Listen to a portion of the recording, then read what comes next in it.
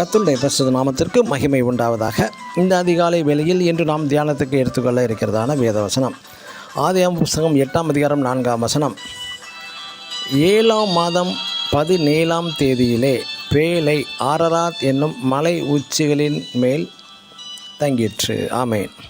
நமது பரிசுத்த வேதத்தில் சொல்லப்பட்ட உயர்ந்த மலை ஆரராத் மலைதான். ஆரராத் என்பதற்கு உயர்ந்த பரிசுத்தமான இடம்.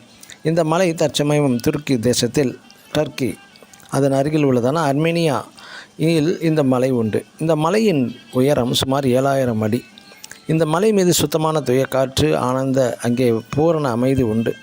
நோவா இந்த பேழையை கட்டி முடிக்க எவ்வளவு சரீர கஷ்டங்கள், பண கஷ்டங்கள், மன உளைச்சல்கள், இரவு பகல் தூங்காமல் இருந்திருக்கலாம்.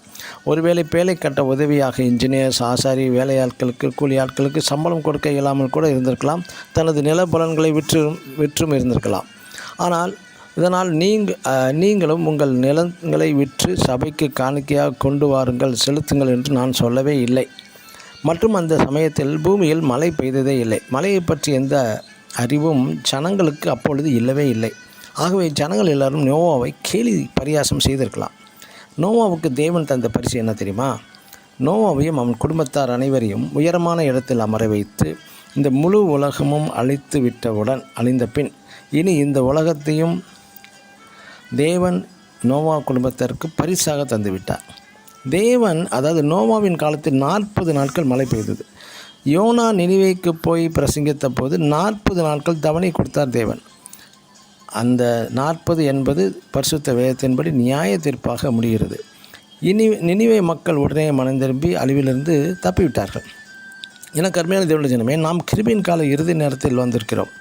உலகில் நடக்கும் சம்பவங்களை பார்க்கும்போது வேத வாக்கியங்கள் நிறைவேறி முடியும் நேரம் வந்துவிட்டது. மனம் திரும்பி இயேசுவை தன் சொந்த இரட்சகராக ஏற்று பேழைக்குள் பிரவேசிப்போமாக. நோவா பேழைக்குள் பிரவேசித்ததுமே பேழை உயர ஆரம்பித்தது. நீங்களும் இயேசுவை தன் சொந்த இரட்சகராக ஏற்றுக்கொள்ளும்போது பரிசுத்த ஆவியானவர் உங்களையும் யாருமே உயர்த்த முடியாத உயரமான சிகரத்திற்கு கொண்டு போய் செல்லப்போகிறார். இதுவரை நீங்கள் கிறிஸ்துவுக்குள் பட்டதான துன்பங்கள், நிந்தைகள், அவமானங்கள் யாவும் முடிந்து தேவன் உங்களுக்கு தான் இந்த பூமியை ஆளுகிற ராஜாக்களும் ஆசாரியர்களுமாய் மாற்றப் போகிறார். ஆமேன். God bless you.